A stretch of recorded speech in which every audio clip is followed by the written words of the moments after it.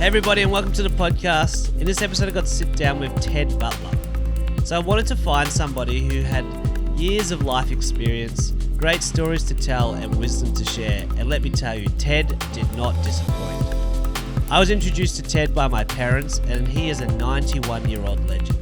He has lived all around Australia serving the Indigenous people, and he is an example of somebody who just loves people.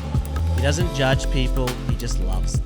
And that was a huge takeaway from me, just the fact that no matter where Ted was, he would always seek out people that he could serve and love. And that was huge to me, and I hope you take away something from that also. And he was just a beautiful person, just a great story, lived a great life, and it's somebody that I really admire and I want to kind of model my life after, just the way that he is so gentle and loving towards people. And so I really hope you enjoy this conversation. We got to sit down in Ted's daughter's living room in Brisbane. He lives in Atherton, but he was down in Brisbane, and so it was great. We're sitting around the kitchen table just having a chat, and I loved it, and I hope you do too. And let me know in the comments and the feedback so I can pass that on to Ted, what you enjoyed about it. And I'll see you in the next episode. Bye, guys.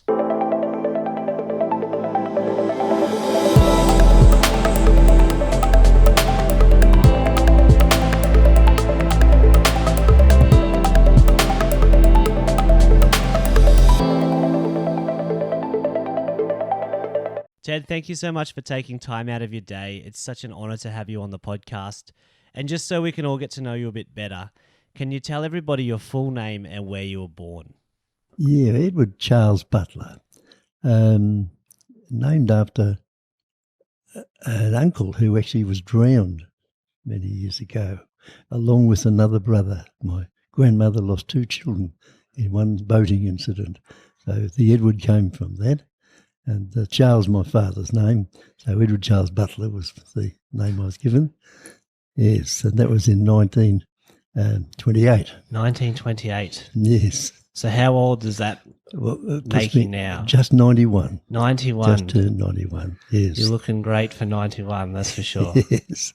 When I'm 91, I hope to be as fit as you are, that's for sure. Yes, I'm surprised to have got to this age and to be still mobile and able to do things, and not quite as quick in the mind or more careful in my actions, but I'm here. That's good.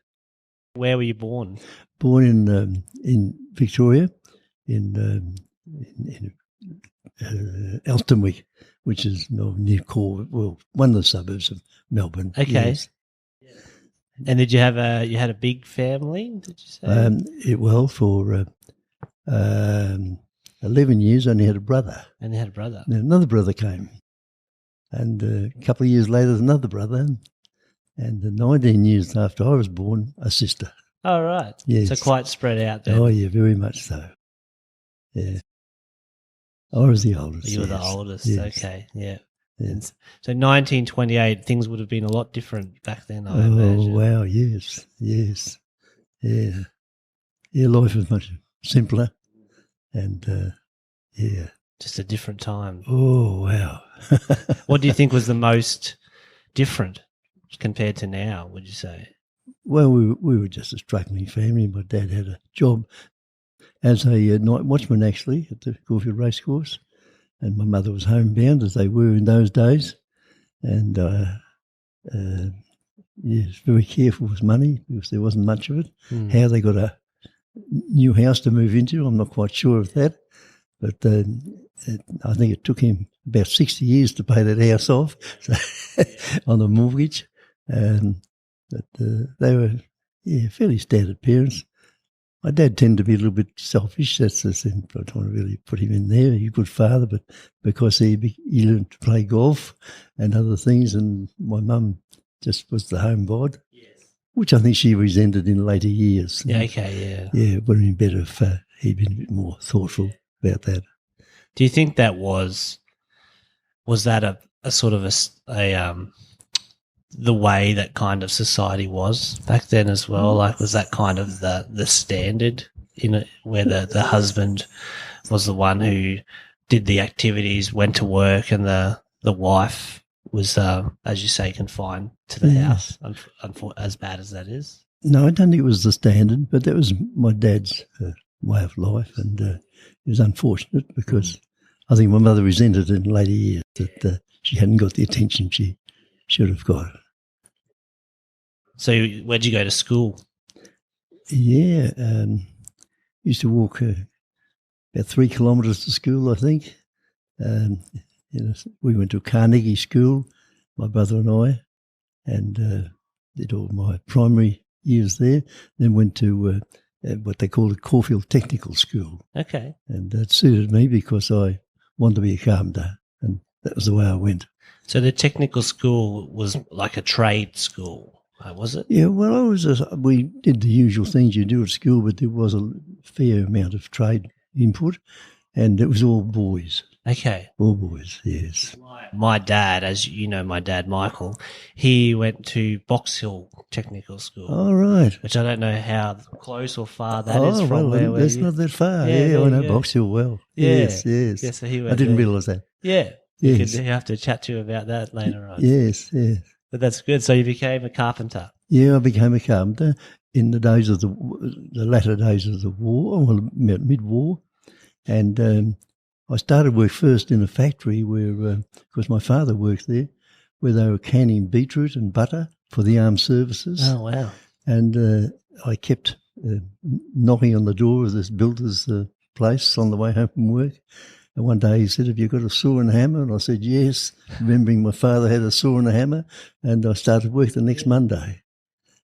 Just kept knocking on the door until you got that job, hey? Yes. And not knowing at that time that during the war you couldn't change jobs. Okay. The job I had in the factory, I shouldn't by law change it without getting permission from an organisation called Manpower. Okay. But anyway, I knocked off work one day and went and got my permission, and I was clear then to be a carpenter. So what they were doing that because they just didn't want people changing jobs because pretty much all Australia's efforts was... Keep their tabs on things, yes. Wow, yes. And how long was that for the entire war? Yeah, probably, yes. Yeah. I didn't know about that until this was raised after I started working the new job. But yes, because I guess you didn't know about it and then all of a sudden it became relevant. Yeah, that's right, yes. What made you want to become a carpenter in the first place? Like, was there something about that? Just was a built-in sort of desire to make things, I think, yes, yeah. Had you always, as a child, made things and tinkered with things? And yeah, a bit. Yes, a bit, yeah. It was just, I guess, something, as you went through, you just wanted to do that. Yeah, my dad built a bit of a room on our house at one time, and I had a part in that, and that might have been a little trigger too, just to be involved with that. Yeah. And so how long were you a builder for? Well, I did my apprenticeship with that firm, quite a big firm, and I had a very rounded experience because they did big jobs and small jobs. And mainly I was in a little gang that built brick veneer houses. But I had an experience in concrete jobs and other things, and that was very handy for me later on to get that rounded experience. Yeah. So just you were able to do so many jobs yourself and that sort of thing. Yes. Yeah, well, of course, I finished up in remote places where there weren't the facilities nor the other trades. Yeah. And so you just had to do everything, and I'm amazed at some of the things I actually was able to do without knowing. Being an expert in it necessarily. Yes. It's one of those things I'm starting to learn. I'm an electrician. Well, I did a trade as an electrician, and I'm nowhere near able to do everything I want to do. But by having those, you learn a little skill, and then that builds on the next skill, skill. And very quickly you can just start to figure things out. And especially, I'm guessing you wouldn't have been able to just Google it on the internet. No. Or nowadays, I can look on YouTube and find out exactly what needs to do. It would be more of a let's just figure this out and see how we go. So. Yes. Well, we did finish up I'll be jumping ahead here, but That's fine. jumping ahead because I finished up at Mornington Island Mission in 1958, and it was a very remote area, very few facilities, and you learn to make do with what you had. And I visited there a couple of years ago, and I'm thrilled to see the house I built in 1958 is still standing there. It's the first house you see after you leave the airport. Oh, wow. And it looks very much the same as when I built it, but I know it's not the same because it had aluminium cladding and that got badly damaged in cyclones. Okay. And the windows have been changed because they were old steel windows and they would have rusted out. Yeah. And now it's aluminium. But to look at it from a distance, it's the same house that I built in 1958. And most of the other houses that have been there over the period have blown away with cyclones. So I'm very pleased. So you're doing something right, that's for sure. Yes, yeah. Whatever you did. Yeah. And so whereabouts was that? That's Mornington? Mornington Island. Whereabouts is Mornington Island? It's about 140 miles. I've got to think of miles. 140 miles north of Corumba, in the Gulf of Carpentaria. Okay, so way up north. Yes, very much so. And it was remote in those days. People were very good to deal with. They hadn't been, I suppose, spoiled in a way with any much outside influence. We had a plane once a fortnight. Yeah, wow. So the mail plane came once a fortnight. So if you got a letter, no matter how important, you couldn't reply to it until another 2 weeks. Just a different time, isn't it? Our communications were very, well, I suppose I'd say adequate radio, but a bit not the best quality. Yeah. And so you did telegrams. Okay. About things and, so a telegram is like a fax? This is my lack of knowledge. Well, on the radio, you'd call into the radio and say who you were, 8YD Mornington, and you'd have to just verbally give your message, which he would copy and send as a telegram. Righto. Yeah. Okay. Yeah. And so we got things like that. Not a fax then, a bit different. Oh, yeah, very different. Yes. On that radio one day, I just happened to be in the office, which I wasn't that often, and the Cloncurry called in for 8YD Mornington. I answered, and it was a telegram to tell me my brother had been drowned in Victoria, and, which set me thinking a bit. No. How old was he at the time? He was a year and 8 months older than me. Okay. Yes. And at that time, my wife Marge was in Cloncurry, having our only son. Yes, yeah. Kenneth, Ken, yes. He was a present in Singapore. Okay. Working for a firm there. With a very good job. Yes. Yes. I bet you're proud of that, that's for sure. Oh, yes. So if we jump back a bit now, so you mentioned Mornington Island and the things that have happened there.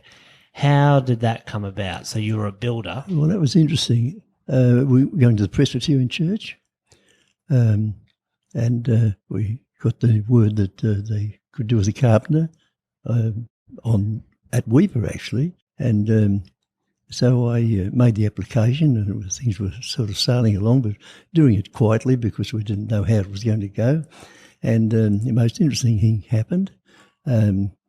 At that time, I was building a church for just our own little area, building it at cost to help out. Yeah, wow. And we decided we'd have a door knock around.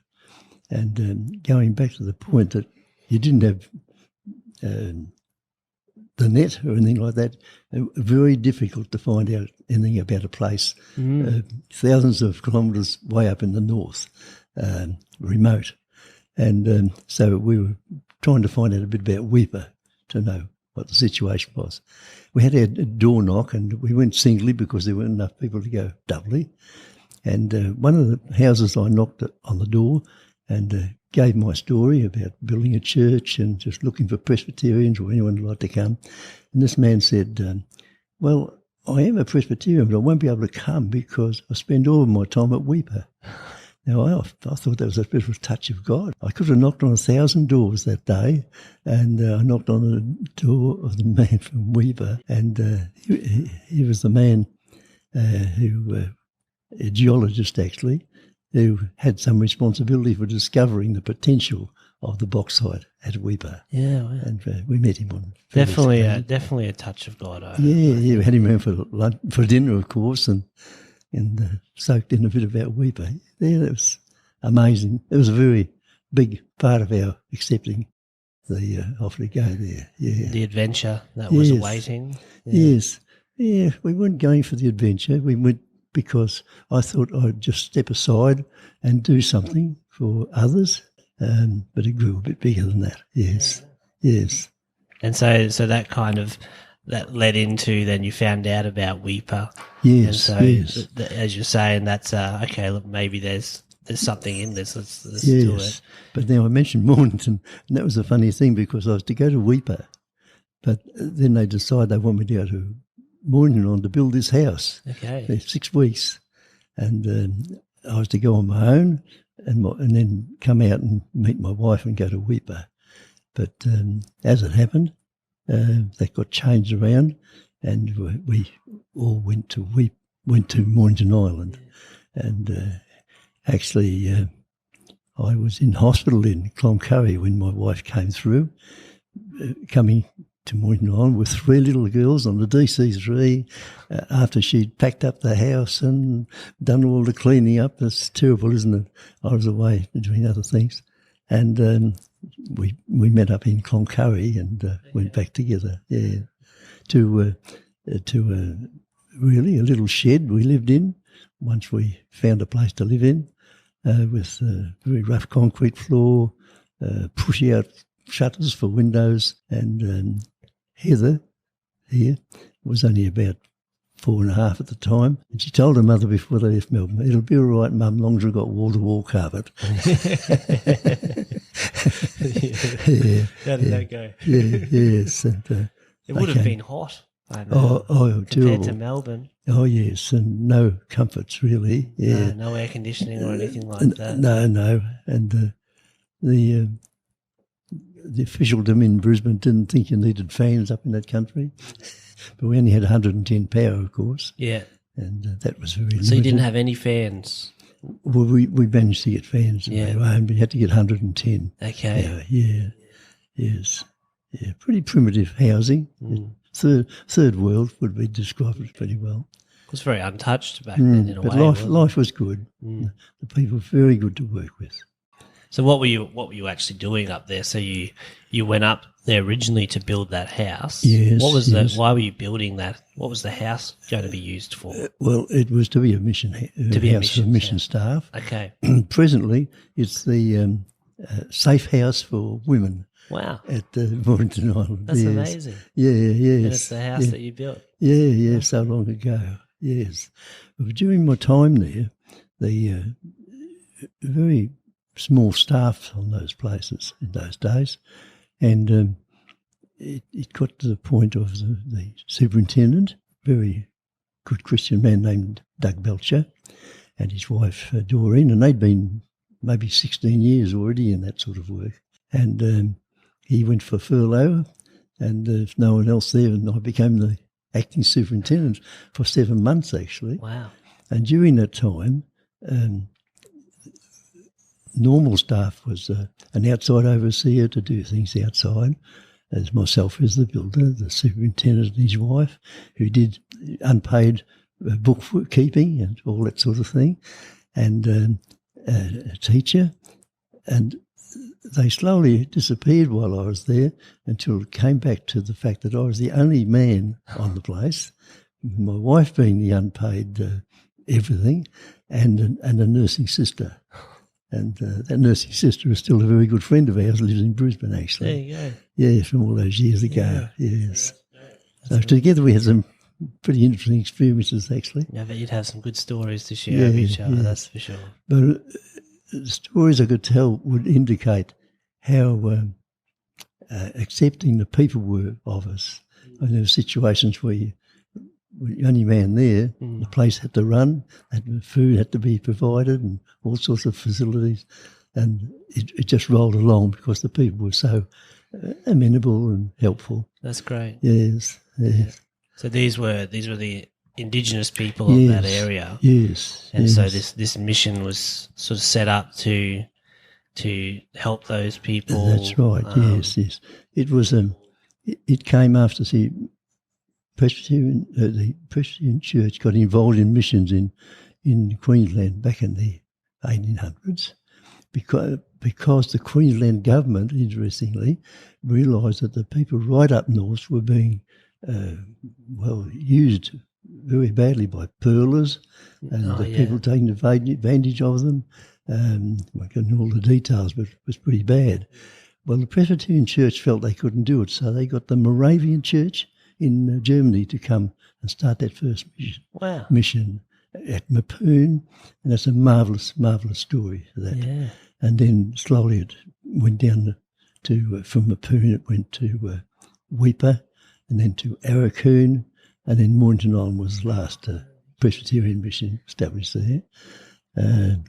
So there was quite a bit of history really in all that. So it was the church from Germany that came over? Yes, the Moravians. And if you want an interesting story, read a bit about the Moravians. I haven't actually heard about them, so I'll definitely be doing that. Well, they were churches that are credited with having a prayer group that went for 100 years. Really? Yeah, without stopping. That's incredible. Yeah, I'll definitely have to research that. Yeah, worth a read. Yeah. And somehow they did able marvellous to come work. over here. Yeah. Yes, yeah. That's amazing. So that was the sort of how it all started. A very interesting story, yes. But the people were very, what's the word? Would go along with you, you know. Yeah. A little incident that happened with me when I was there as the manager in the or superintendent in those days they called him, was that the men used to go out on stock work. Okay. And they would work out for a season and normally come home for Christmas with their new hats and new shirts and all the rest of it. Yeah. And in those days, there was a system of where their payments were controlled by the department. Okay. And that was all controlled through the policeman in Burketown, who was the protector for that area. And the process was that we would give a person a note to take to the protector to write out an agreement for him so that he was officially appointed to his station he went to and his wages and everything all set up. And we had, the year I was there, the men came home, maybe 20, maybe more, from their work, Christmas time, and coming up to get their money because we had the accounts came through the department. And there was no money in their accounts because I discovered the Burketown policeman decided he didn't like that job, so he didn't do it. And so they all went out to work for a year with no money. Now I had to get those men up and address them and say, look, I don't know what's happened, but there's no money in your accounts. I'll try and find out as soon as I can and get it fixed up. Wow. And they just said, yeah, okay. Wow. Imagine that happening now. No, that's amazing. Yeah, that wouldn't happen now. That's for sure. Yeah, they just all wandered off, put the hats on, wandered off. After doing years of work and stock work as well, so hard right. yakka to come home and then the policeman just said, I didn't want to do that. Yes, that's right, yes. That's incredible there. I had another incident too, it's a bit amusing, I suppose, in a way, to just prove that point. We had a lady there who was an asthmatic, and one sister was 450 people. Imagine not knocking on the door and all sorts of things. It's a big job. And I remember one young lady came up with a backache and had a baby, you know, that sort of thing. At any rate, this lady who was the asthmatic was using the sister quite a lot and wearing her down. I could see her getting worn down. So what do you mean by using? You just mean she just kept coming for all the enjoying the attention perhaps. Yes. And so the sister spoke to the doctor and he said, well, don't bring her up to your little hospital. I won't describe the hospital. It was pretty shabby. And so that's what sister hoped. And she came across one day and there was only three of us there, Marge, my wife, me, and the sister. And she was really distressed. She said, "Oh, they're bringing Lucy up from the village." Lucy was the asthmatic. Yeah, yes. And I could see that I'm going to lose my sister if this goes on. So I went down and met these fellows coming up with a stretcher on their shoulders and Lucy laying on the stretcher. And I just said, "Hold on now. I want you to take Lucy back home. She'll be all right. Just take her back home and sister will come down and see her down at the home." And they were a bit, they turned around and went back. Now, if you can imagine, they're the Aboriginal fellows who live there, and here's this white fella saying, "Don't do what you're doing." Yeah. So they went down. And later on the day, I thought, I'd better go down and see what's happening here. And so I went down, and these people lived on the beach at this time. It was just the back beach. Just back from the beach, yeah. But the scene I saw, and I wish I could describe it properly, was a hospital bed that had been borrowed from the hospital with the frame over it with the mosquito net. And on the bed was this inert figure laying there, and a mosquito net which was just wafting in the breeze of it, with this inert figure. And around it was this big circle of people in a mourning sort of state, heads down, sitting on the ground, a circle. I thought, goodness, what to do here? So I raised my voice. I might have had a better voice in those days. Raised my voice and said, "Look, the best thing you people can do for Lucy is to just go home because she's going to be all right." And when I said that, the figure on the bed sat bolt upright and started to attack me, which was the best thing that could have happened. Yeah, exactly. Yeah. It was a real experience, that. And she was a nice lady. She was a good lady. And her husband was a good bloke too. But just had sort of got herself into a bit of a state where the world was going to end because she had asthma. And a little extra to that story was that sister, one time the doctor, perhaps he thought that she was getting a bit overdone, so he, demanded, I suppose, in a way. There was a patient there, so he demanded she escort the patient out to Cloncurry. And so here we were going to be left without a sister, and this lady was the big worry because the asthmatic. So she had to get Marge and teach Marge how to give an injection, which I think they practiced on an orange. And the instructions were, "Don't give it too fast or we'll kill her, Oh, wow. So, and then the sister went off on the plane, and I think Lucy made sure that she didn't have an attack during that period. And we were very glad that about 3 days later, because that left Marge and myself on the community, and about 3 days later, she came back on a plane. And so 3 days. That's a long 3 days without anyone to give medical assistance. That's right. Yes, so we're pretty pleased about that. Yes. Wow. Yes. How many people were roughly on the about island? 450. 450. Yes, that included, included the population from Benting Island, which was 40 miles away. Okay. That was flooded out with a sort of a mini tsunami in 1946. There was some eruption up north, but because the Gulf is the Gulf, the water that raised up just kept building up higher and damaged their water supplies and their hunting and everything, because they were living in 1946 primitively, quite primitively. Yeah, there's some good books written about that. And the story I got from the Aboriginal men so I believe it, they went to the superintendent's office door one day, superintendent at that time, knocked on the door and said, "Those people down at Benting Island are singing out to us. Well, they're 40 miles away, but there's smoke in the air." That was straight after this tsunami, and they went down there and with the mission sailing boat, and the people were very pleased to come away. Sadly, nowadays, you'll hear this story told, and the story is that they were forced off the island. Okay. But, I've spoken to people who were there, and I know they weren't. And in fact, they were so primitive in thought that the Mornington Island men on the boat heard them talking and told the superintendent on the boat they've left a baby behind because he wasn't worth bringing. Wow. You know, that was how they just that tribal that was culture, how they lived. It? Yeah. Yes, and they turned around and went back, and that fellow was still there when I was there. He was all right. Yes, they brought him, looked after him. And relative to that is the fact that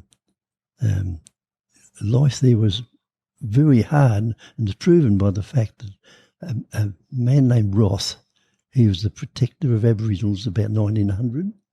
He went down into the Gulf on a sailing boat they had in those days, the government, and because Bendick Island is a long, narrow island, he and the crew walked through and the people kept retreating ahead of them, going down until they were out on the reef. They could take photos, taking notice of weapons they had and numbers, children, and babies and all that. And in 1946, the population was the same size as it was then. Wow. So there was a fairly high death rate. For different reasons. One was they used to have a sort of a raft they made out of what we'd call sticks, and many died at sea. And also killings, lots of killings. Yeah. I actually camped on the beach there one night with some Mornington Island men and one Bendick man. And I think for my sake, we were sitting around the fire and they were asking him who killed who, you know. And he was demonstrating he was killing down there, he was severe here or whatever. Wow. Yeah, so... just a different way of life, really, isn't it? Different values, and that's the way that they've been brought up, and that's the way that their society worked. I believe that you could get killed if you caught a good fish, you know. It was the food, yes. Yeah. And I imagine as well, like infant mortality probably a big thing as well. Right. Yes. If they haven't got any medical... No, nothing, yes. Yes, interesting story. And while it's a neighbouring island, they were different sort of people, different style of people. Okay. But they were when I went there, it was 12 years after them going from that island, they were the happiest people you'd meet. Because they got food and attention. Like the conditions had been improved a lot. Yeah, so I don't like it when I hear the story told that they were forced off their island. Yeah, especially when you have knowledge of what actually happened. Yes. And it's, I guess, because as well, if they were appreciative of the fact that they were helped by people, and then they were happy. Yeah? Oh yes. Makes sense. No, that's right. They didn't. The fights had gone. The need for killing to get a fish were not there. We spent 3 years at Mornington Island. 3 years? Yes. Okay. For me, they were very satisfying. And for Marge too, because she was very much a part of the scene, but she had the children, of course, to care for. And in her last year there, she went to Cloncurry, and our baby son was born in Cloncurry. Is that your final son? Yes, that's right. So you got three children? Four children. 3 girls and a boy. Three girls and a boy. Yes. And she had a bit of an adventure coming back, because she was coming back on the DC3 and it broke down at Gregory Downs. She lost an engine actually on the way, and Marge actually reported to the stewardess, said, she was the window, she said, the one end, the engine stopped, and the stewardess wasn't very happy because she had a 21st birthday party coming up somewhere down south, and she knew immediately she wouldn't make it. Didn't want to be late to it, or couldn't make it at all. And she had a story that the flight before she'd been on, they'd had the same thing happen, and they stayed in a hotel in one of those little towns, and it burnt down. So she had some adventures out of that. So anyway, Marge was coming home on the DC3. It broke down, and we had a small plane just calling the island that time. I chartered him, went across and brought Marge home on that. Yeah. I bet she was very appreciative of that. Yeah. That's for sure. So our family was back together. Yeah. So 3 years in Mornington Island, and then what made you decide to leave? Well, it was a bit of a thing. I had in my mind if I felt a calling to come to here, what do I do now? Well, it was settled by another carpenter being appointed, with his family. Okay. And so that settled that Yeah. there. We returned to Melbourne, where I had bought a block of land before I went away, and I built a house for spec, and really resumed my building until I was invited to go to Weipa. Right. So we went to Weipa after all. Where That's amazing. Yes. Yeah. Where once again I was relieving superintendent on a number of occasions. Very different situation to what it was Boynton, because the people had got accustomed to working, some of them for the mine, Camelco and so on. And My grandfather was a quite high up as an electrical engineer at Camelco. That's right. Yeah. I learnt that from your father. Yeah, did you? Yeah. Yes. And Dad used to live up there as well. That's right, yes. Well, it was early days when we were there. They had what they called a top camp, and it was just only men there, no women, was Camelco. And but it was a fairly good arrangement. The superintendent at Weipa was a man named Jimmy Wynn, who was a wonderful bloke, and he had formed a very good relationship with Camelco. He was very helpful to them, actually, with his communications and everything else. Yeah. And there's quite a good atmosphere there between the company fellows and the Aboriginals. Mm. So when you say you were leaving for the superintendent there, is that the superintendent of the mission? Yes, the mission. So part of the Presbyterian Church. Yes, that's right. Yes. Yeah. It's now called Napranum now. Okay. The mission area, but it was the original Weipa. Yes, but that once again they were good people, small community, very family orientated, and our time there was the children loved it. Yeah, all would have been experiences, and totally different to what they would have experienced in Melbourne. That's for sure. That's right. Yes. Yeah. And doing the same sort of work as you were in Mornington. Yes. And I like working with people. I suppose it was unfortunate, but I never had any preparatory studies or assistance. I didn't go to any missionary training, or I missed out on all that, and I think it would have been helpful. But everything seemed to be done in a bit of a rush, and I didn't have that advantage. So you just kind of had to figure it out as you went, in a way. A bit similar to your building, I guess. Yes. And I was at Weipa 3 years. I suppose the biggest thing I did there was that Camelco provided the money for a new village. I set out the new village, and I was the clerk of works on that job for 56 houses. Yes, and I still remember the boat called the Carrara arriving in port, and had 240 tonne of cement on it, which we had to unload. And I think I must have lost about 3 stone, I think, over about the 4 days or so unloading that stuff. How did you do that? Just with a shovel? No, it was in bags, but they couldn't tie the boat up at the wharf, so we had to put trucks on a barge, the Camelco loaned us, trucks on a barge, and unload really bag by bag in a sense. You would have been fit after that one. Oh yeah, I'll say, yes.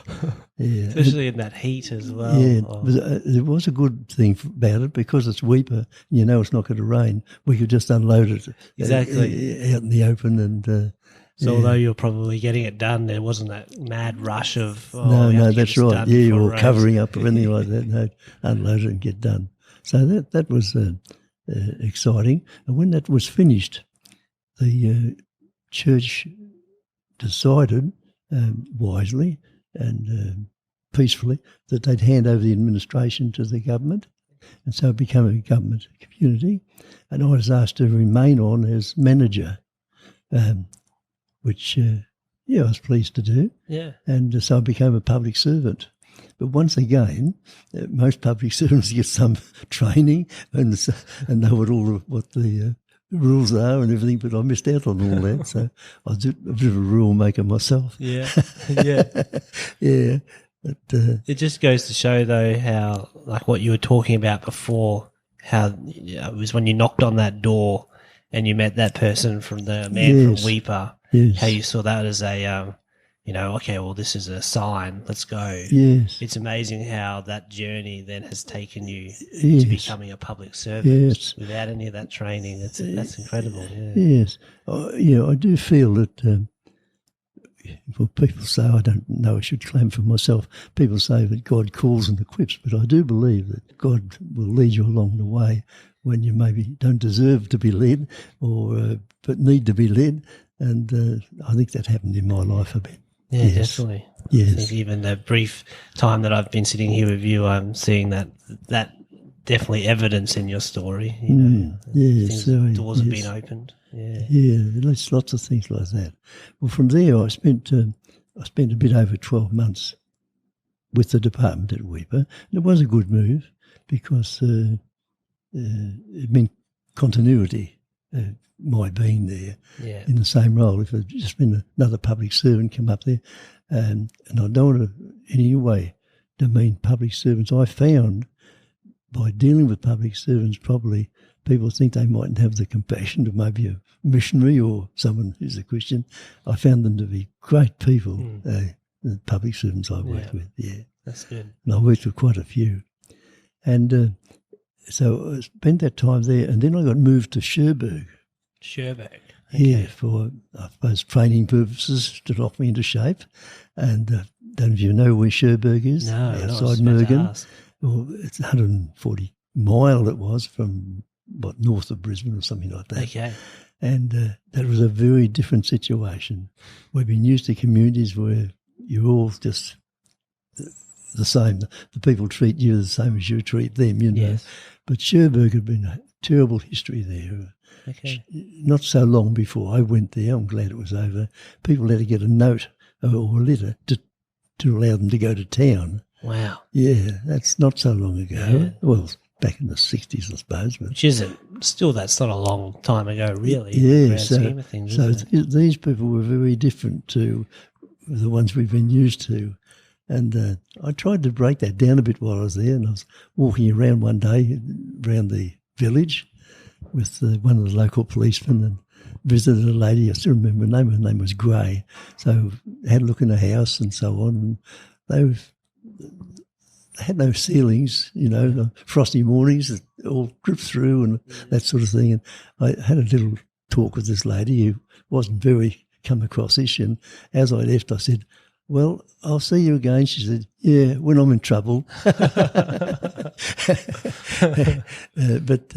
So Cherbourg was a bit different.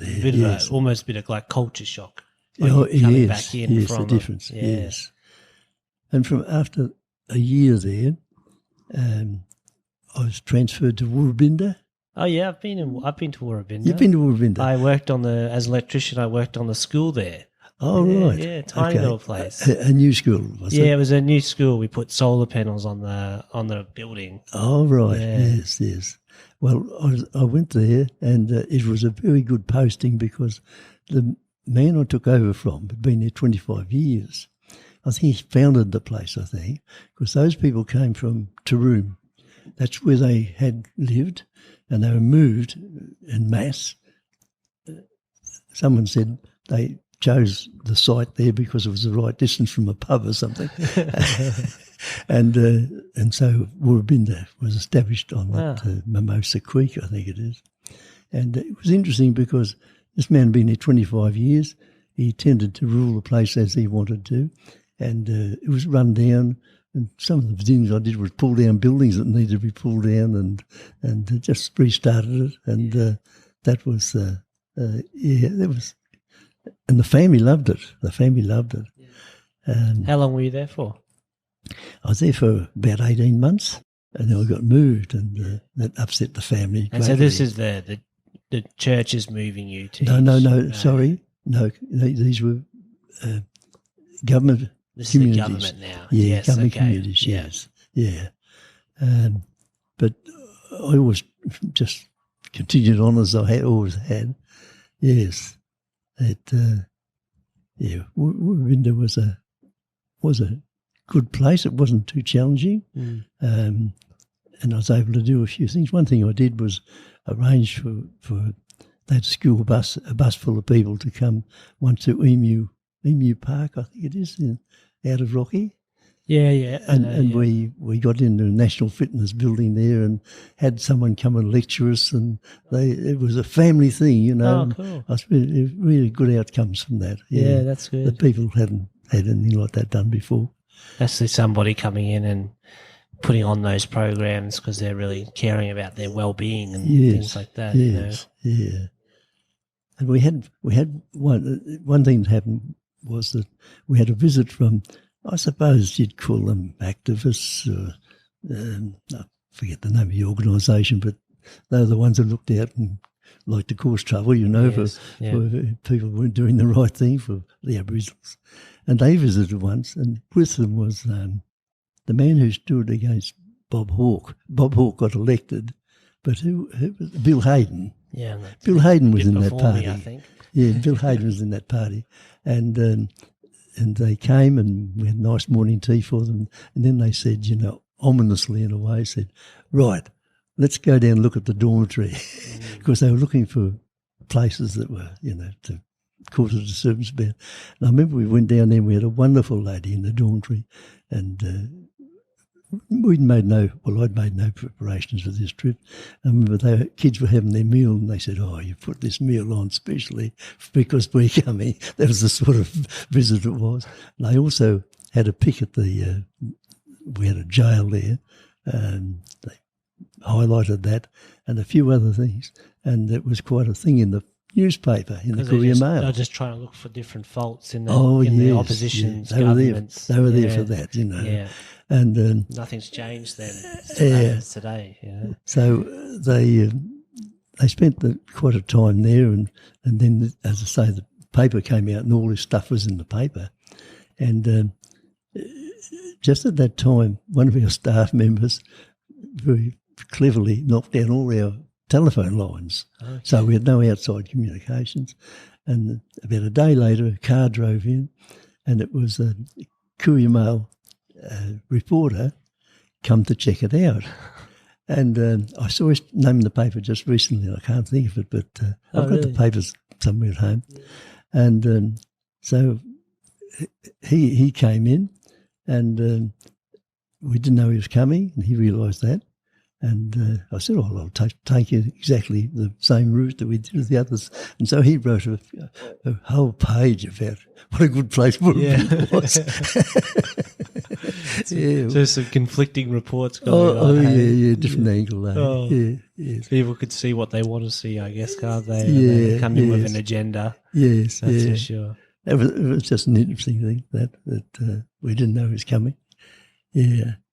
And so from there, from Woorabinda, somehow you got into prison chaplaincy or maybe? Oh yeah, well, Woorabinda, and then I got moved to Cowan-Yama. You probably heard of Cowan-Yama. I've heard of it, but I'm not too sure where that is. That's out on the Gulf of Carpentaria. Okay. Yeah, on the Mitchell River. And those 3 years were good. I followed a man who had set it up very well, and very thankful for that, because I followed his steps and he'd done a better job than I could have. A lot of pre-work for it. Yes. And so Cowan-Yama worked out well for us. It was still, all of these places were pre-alcohol. Now alcohol made a tremendous difference to those communities. And then after there, I went to Cairns. I was appointed to Cairns as a regional manager. And that was a good appointment. I was there 6 years, actually. Okay. And it was, while I was there, we began to get involved a bit with, somehow or other I found prison fellowship and joined prison fellowship. But I was still working there. I left there after 6 years because I was going to be appointed to Thursday Island, and I was very, very political at that time, with Cough-Whittledom and so on. Yeah. And that's not my thing. So I decided to resign. I built a shop in Cairns and we went building canoes because I had thought I'd better do something for my son. We built a plywood canoe and started to paddle up on the Lake Placid there. and soon met the canoe fellows. And it wasn't long we were into fiberglass canoes, and there was nowhere up there really for those sort of things. So when I left the department, I built a shop and started to build canoes. Wow. Yes. You saw a bit of an opening in the market. Yeah, An interest you had. And yeah, we didn't make a fortune at it, worked hard, but it was a good thing to do. And roughly how old are you right now? Like how old would you have been now? Yeah, in my 40s, In your 40s, yeah. I'd have to think about it a bit more, a bit older maybe. My son was, but to continue on with the canoeing, because of that start, my son he was a very good canoeist. He went twice to the World Championships, paddling downriver. And I think they were 19th or something in the first time. And the second time, they tipped out.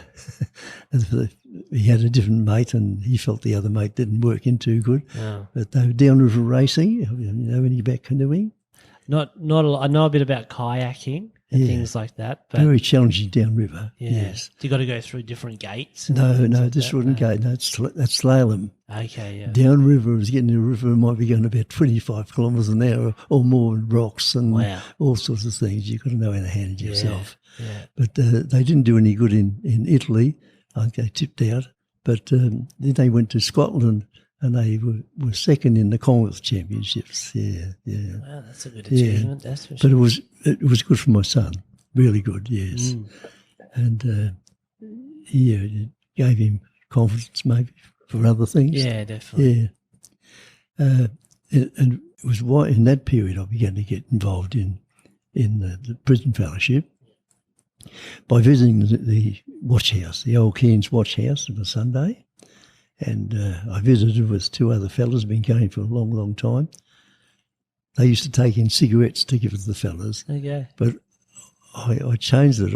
We had to talk about it, and we started to take fruit in. I think the smokers were a bit disappointed, but others were pleased to get a bit of fruit because pretty low standard of food when you're waiting in the watch house to go to the court. And so I was there until... And I started to go Lotus Glen late 1989, and that's when we decided we'd move to Atherton. Okay. Because to be closer to the prison. Yeah. And Maud became involved in that a lot. She was really a very important member of our little team, and because I wasn't a pastor or had any other responsibilities, I could throw myself 100% into that. And we both did. We visited, Marge took on literacy work, and so we used to go in together. And I would say I was the perfect prison visitor, but at least I was going. Exactly. Yeah. And not dealt with, but met hundreds and hundreds of fellas over the years. One of our best friends now is a man that Marge taught literacy in prison. He was there for murder. I think that probably manslaughter might have been appropriate if he had the money to fight it, defend it. But he did a life sentence. He's our best friend. Is that Bob? Yeah, that's Bob. Yeah. Yes. Yeah. And yes, my daughter's here, and she's had a car in Atherton. And I said to her one day, "Oh, Bob's going to take me somewhere in the car." She said, "Oh, how do you know him?" I said, "Oh, from prison." She said, "Oh." I said, "Oh, he murder. Oh, do you think he's all right to drive my car?" Yeah. But, and I've rung a few people while I've been here, I've met in prison. In fact, I had a ring from a fellow out of the blue, and he was there, then the Jugini man, who was in for a very nasty murder. And he rang me here, found out from someone my phone number, and he lives in Brisbane. I won't be able to see him, but he has chased me up various times. There's still people, like they all have a story, and that's what I think. Also, some people seem to forget that as well. These people in prison that they still are people. And they may have done things or sometimes not done things, and they're in there for no reason. And you probably just going in there and being a friend, showing compassion, taking an interest. Non-judgmental. Non-judgmental. I wouldn't know what most people there would have done. Yeah. You'd hear of the worst ones maybe, but otherwise they're just fellas. Exactly. Yeah. In a nasty situation. So I did about 25 years in there, and we did some interesting things because of that reason I said that I didn't have any other responsibilities, so we could really plan and do things that others didn't do. Yeah. It was a great time. Yeah, I missed it when I stopped going. Actually, spent a lot of time going to the farm in the end. And this was all in Atherton? Yes. So you were there for quite a long time. Lotus Glen. Yeah, Lotus Glen. About 25k out. Okay, yes. Yeah. Did thousands of miles going backwards and forwards to that place. Yeah. But it was very, very fruitful. And, Prison Fellowship, wonderful organisation. I don't know if you know anything about it. But I do know. I know a few people who are prison chaplains. Okay, I think they're mainly in the ones closer to Brisbane, so the one out near Ipswich area. Oh, right, yes, that's right. Such yes. W. Wacol, that one. Yeah, Wacol, yes. I visited those a bit just to see someone. Yeah. And we met other people through it. Like yesterday, I went and met a lady who I met about 1991, 92, I suppose, and we've been in touch ever since. Wow. And she was the ex friend or whatever of an inmate. Yeah. Very rewarding, I imagine, as well. Did you find that as a rewarding time? Oh, yes. Well, if you think you've helped someone, even just by accepting them as they are, that's rewarding. Yeah. Yes. That's what life's about, isn't it? Really? Yes. Yeah. And Marge was always a part of that.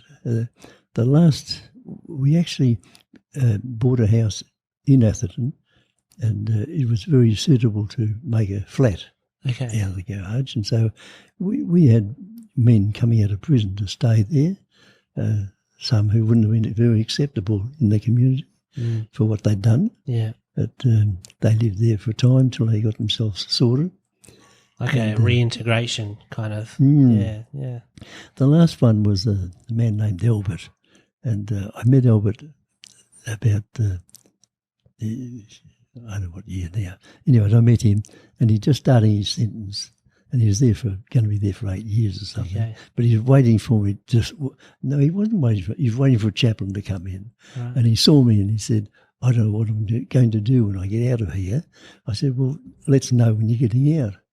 And he actually had been an accountant, manager of a store like IGA. Okay, yep. Yeah, in Moree, I think. Yep. And but alcohol had brought him down, and he had been boarding somewhere with a fellow and sharing, and found out the other fellow wasn't paying the rent, getting the money but not paying the rent, and must have challenged him, and it was such a frightening situation that he hit him with a shovel, which didn't, which killed him. Oh, no.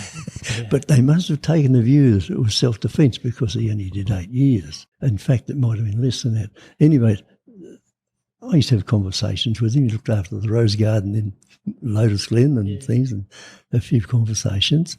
And the day came when I went one other day, and he was waiting for me. He said, "I'm getting out very soon." I said, "Oh, well," I remember what I said. I said, "Well, let me know when you're getting out." Well, that same day, he's waiting for me again later on to say, "I'm out today." And I booked myself into a motel in Mareeba for tonight. I said, "Well, all right." I felt committed. I'll pick you up in the morning. So I went and picked him up in the morning, but when I went home that afternoon, I said to Marge what was happening because I never told her about him. So I said, "We've got this man coming tomorrow," and told her about it, and particularly the alcoholic bit. And Marge said, I suppose she shrugged her shoulders and said, "All right."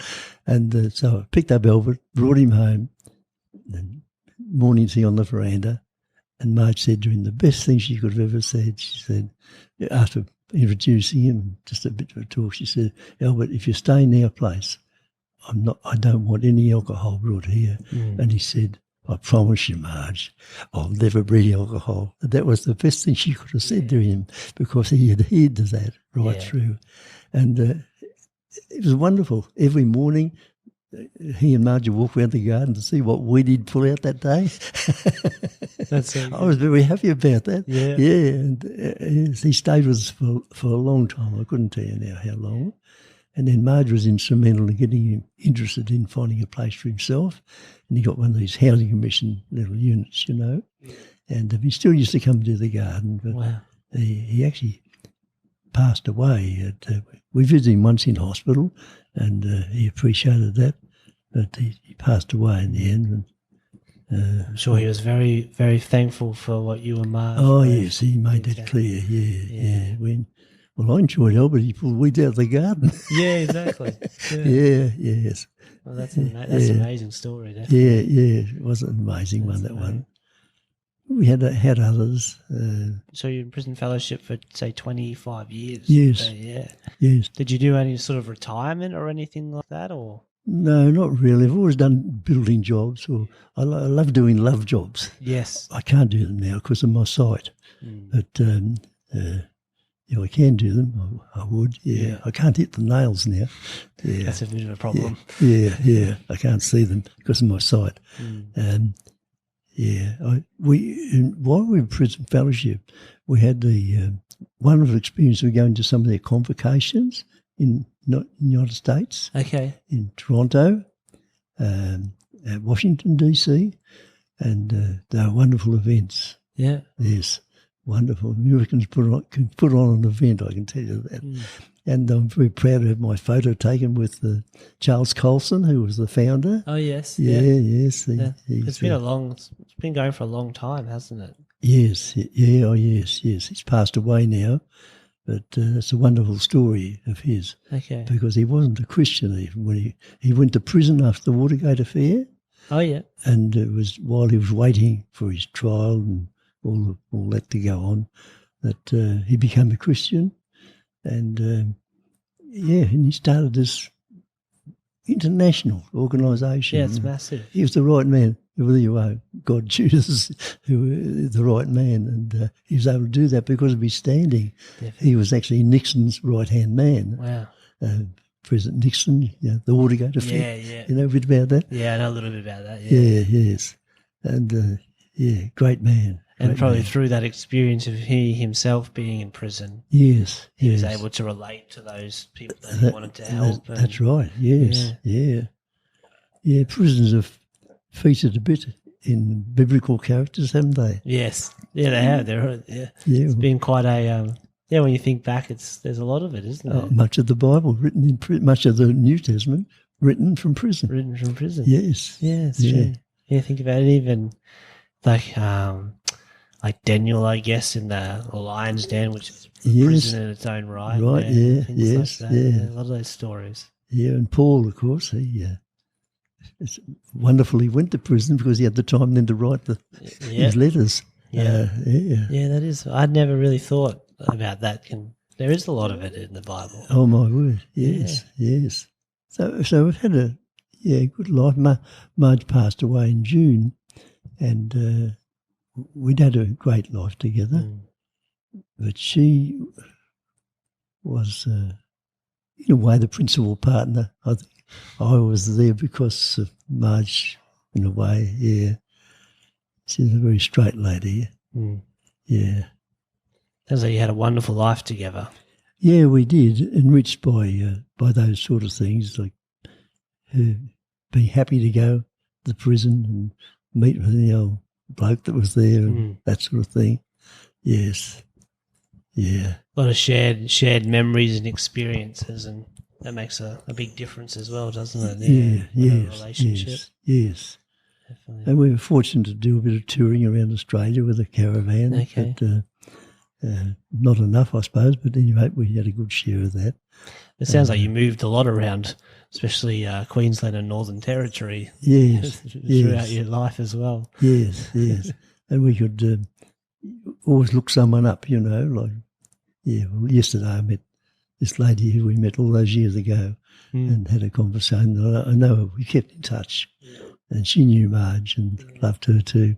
Yeah, yes. I guess now we've gone through your story a bit, so I just got a couple of questions that would help, I guess, for you to reflect back on that, and also maybe help anyone who's listening as well at the same time. So, like, one of the ones I would like to ask you is, if you could give a piece of advice to your 20-year-old self, like you could go back and talk to your 20-year-old self, what's something that you would say to them, do you think?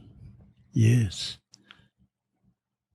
That's interesting. When I was 20 years old, probably my mind was full of the woman I was going to marry. And, I just was, I suppose, come to grips with that situation. And one thing I've realised since my wife has died, that I think I was a good husband. I believe it was. I thought I just wondered if I'd appreciated her as much as I should have. People love to be appreciated, and sometimes we take things for granted, don't we? And I can think of people who I haven't maybe appreciated as much as I should have. I've met some great people in my days who are inspirations. It's great to meet your mum and your dad. They're special people. Yeah. Yes. Yeah. I don't know what advice I do know. I think that the world would be a better place if more people would take notice of biblical teaching and the principles involved there. I'm interested that, I suppose the principal religions in the world, Buddhism, and I'm not quite sure the name of that book that they follow, but written by one man. The Muslims, we've got one man, Muhammad, who changed his mind halfway through and made it suit himself and his desires.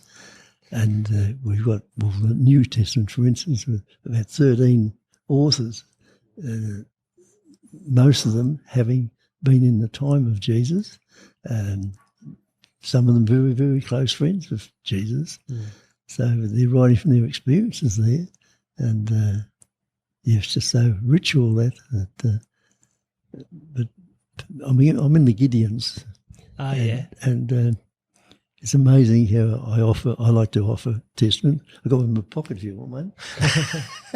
And yesterday we had lunch with one of our friends, and I offered the Testament to the waitress. I got up and offered it. She actually had crosses, earrings with little crosses, but she didn't know much about it, but she accepted it quite readily. But there are others who almost jump back as if you brought a snake out of your pocket or something. Which is rather strange. It's interesting. I think it's always been a thing, but I think especially at the moment, there's so much of this motivational speakers, people who aren't necessarily Christians, for instance, and they're having thousands and thousands of people come to these events. But pretty much when you look at it, so 90% of what they're teaching is actually found in the Bible. Principles, yes, that's right. Like it's nothing new. No. Proverbs. Like pretty much most of that is what a motivational speaker is telling you anyway. Yes, that's right, yes. Convicted on not reading the books essentially as much of what's written by the latest motivational speaker, but actually read the source, which is the Bible. That's right. Yes. I find that really interesting. Yes. There's nothing new coming out. It's really quite interesting. Yes.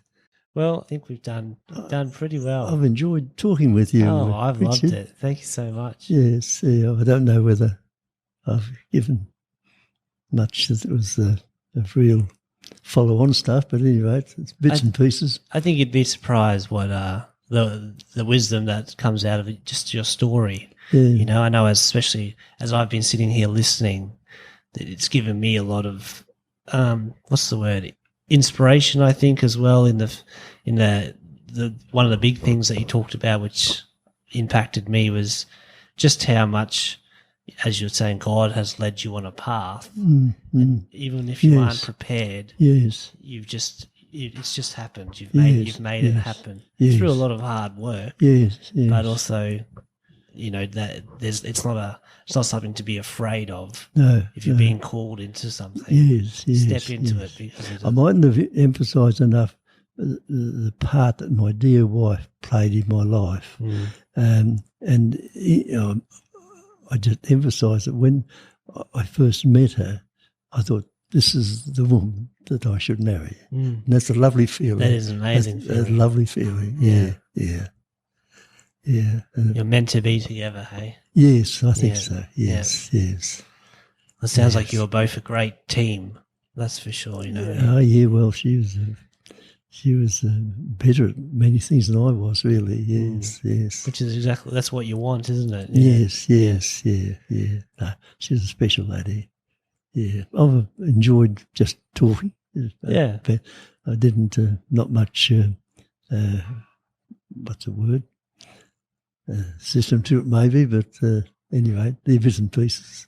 Yeah, and I think I was saying to you, it's just sharing the stories. Yes. And, I know I love listening to people's stories. And I'm learning that more and more people like listening to people's stories as well. So it was an honour to sit down with you, and thank you so much for taking time out of your day, out of your Friday to... I've really enjoyed it, Richard.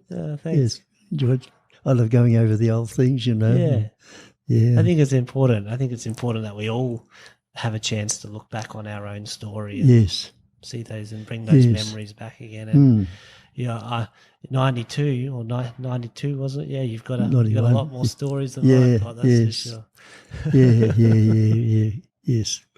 Yeah, God's been in our lives, and whether we deserved it or not, actually. He's definitely been there. Yeah. Well, thank you so much, Ted. All the best to you, Richard. It's been wonderful. Thank you so much. Yeah.